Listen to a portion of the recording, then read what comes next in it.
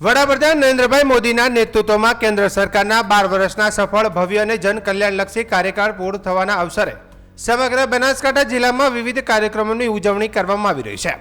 આ અંતર્ગત આજે સુપ્રસિદ્ધ યાત્રાધામ અંબાજી ખાતે વિશેષ સ્વચ્છતા ઝુંબેશ અને શ્રમદાન કાર્યક્રમનું આયોજન કરવામાં આવ્યું હતું। રાજ્યના વન અને પર્યાવરણ, વાહન વ્યવહાર તથા ક્લાઇમેટ ચેન્જ રાજ્યમંત્રી પ્રવીણ માળીના અધ્યક્ષસ્થાને યોજાયેલા કાર્યક્રમમાં મોટી સંખ્યામાં નાગરિકો, અધિકારીઓ અને આગેવાનો જોડાયા હતા।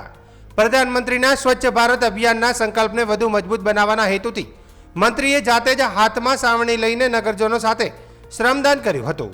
અંબાજી મંદિર ખાતે યોજાયેલી આ ઝુંબેશ દરમિયાન 51 શક્તિપીઠ સર્કલથી મા અંબાના મંદિર સુધીના મુખ્ય માર્ગ પર સઘન સફાઈ અભિયાન હાથ ધરવામાં આવ્યું હતું। મંત્રીએ ઉપસ્થિત નાગરિકોને પોતાના ગામ, શહેર અને ધાર્મિક સ્થળોએ સ્વચ્છ રાખવા માટે પ્રેરણા આપી હતી। તેમણે સફાઈ કર્મચારીઓ સાથે સંવાદ સાધી તેમની સેવાઓને બિરદાવી હતી।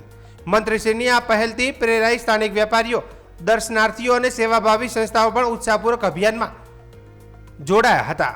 સૌના સહયોગ સમગ્ર યાત્રાધામ વિસ્તારને વધુ સ્વચ્છ અને સુંદર બનાવવાનો પ્રયાસ કરવામાં આવ્યો હતો।